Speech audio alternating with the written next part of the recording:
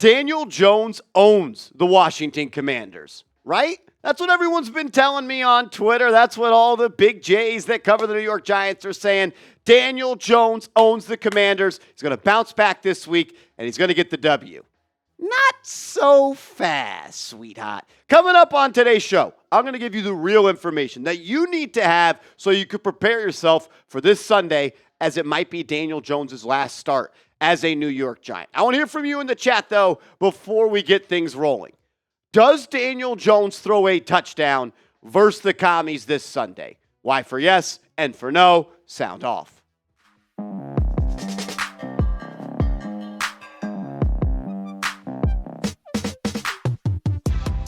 You're watching Giants Now by Chat Sports. I am your host, Marshall Green. Appreciate everybody for stopping by. As I try to keep it as real as I can on this channel, I feel like it is part of my job as the face of this channel to keep you guys updated and prepared for what is going on in the world of the New York Football Giants. And everyone tells me that Daniel Jones owns the Washington Commanders. And I will say it's his best record against any other team in the National Football League. He is 5-1-1 against the Commanders, right? But Marshall, Daniel Jones owns the Commies. Let's break it down. You look at his 7-game career against the Commanders.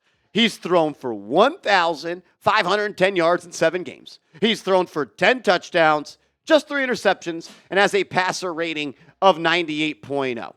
I think it's kind of upsetting that we have to say Daniel Jones owns the Commanders when he has thrown for 10 touchdowns in 7 games. But we'll continue to roll. He's 5-1-1 against them. It's his best record against any team, against any NFL team, by a wide margin. He has only beaten 2 teams multiple times in his career, the Commanders and the Eagles.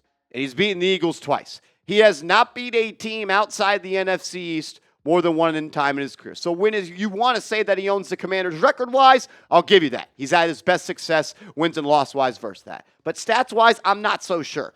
215.7 yards per game, 1.4 touchdowns per game, and 0.4 interceptions per game.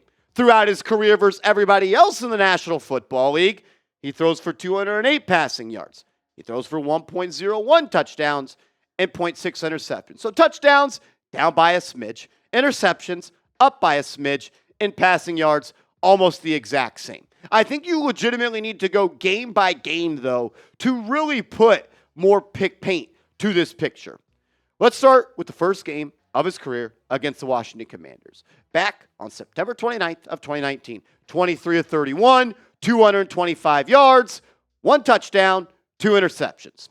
I would say that's not a great game for Daniel Jones. Then he had his best game of his NFL career just 3 months later, 3 days before Christmas, back in 2019. 28 of 42, 352 yards, and not 1, not 2, not 3, not 4, but 5 touchdowns for Daniel Jones. What's crazy is Daniel Jones has thrown 2 touchdowns in his last 8 NFL games. 5 touchdowns, though, that's awesome. I don't want to disrespect that. Don't want to discount that. It is by far his best game in the NFL. Major hats off and kudos to him. The next time he played him, 10-18, 2020, I believe, not 2020. That's on me. I messed up the script. 12 of 19, 112 yards, 1 touchdown, 1 interception. That's not a good game. That is also not a good game. What about a couple of weeks later? 23 of 34, 212 yards, 1 touchdown. Not a great game, not a bad game, good enough to get the job done.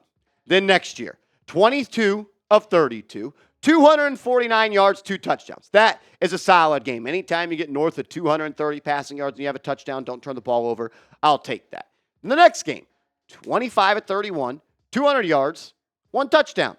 In the next game, 21 of 32, 160 yards, no touchdowns. The last time that he played the Washington Commanders, he completed 21 passes for 160 yards. So we've gone game by game, right? And I just don't really think it's extremely fair to say that he owns this football team.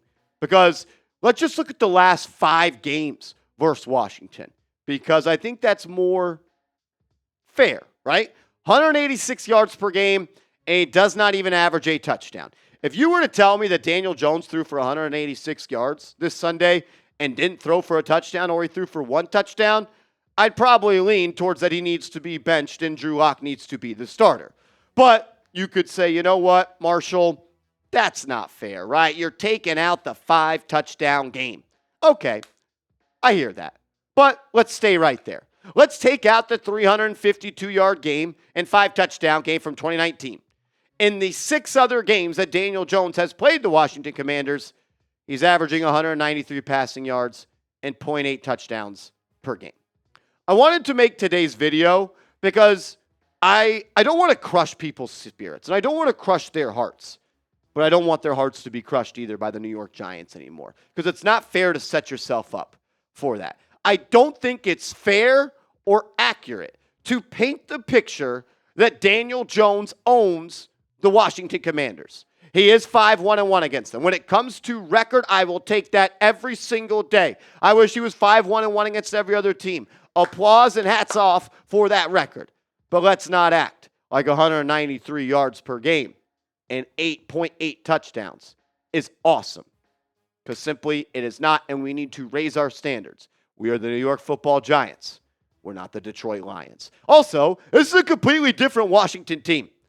They have new head coach, and they've got new leadership. And most importantly, a head coach that is one of the best defensive minds in the National Football League. Dan Quinn. Oh, Daniel Jones has played against Dan Quinn a good bit, considering he was the defensive coordinator for the Dallas Cowboys the last 2 years, right? Daniel Jones got hurt in one of those games, so he's only gotten to play 3.5 games versus him, right? And I think these stats are more important than any of the other stats that we've shown on today's show, because he's going up against Dan Quinn. He's not going up against the 2019 Commanders, 2020 Commanders, 2021 Commanders, 2022 Commanders, 2023 Commanders. He's going up against Dan Quinn. And in 3.5 games, Daniel Jones completes 54% of his passes versus Dan Quinn.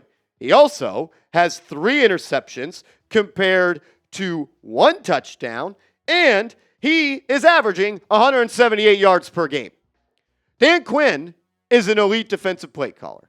But to also keep it fair, he is not the defensive coordinator of Dallas Cowboys anymore.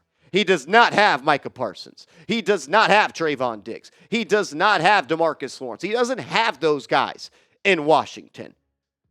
But it's going to be the same looks he saw in Dallas. It's going to be the same mind games that Dan Quinn had him going through against Dallas. So I just don't want to believe, because I don't have anything to stand on to believe it, that Daniel Jones is going to come out and just light the Washington Commanders up, because he's only lit them up just one time.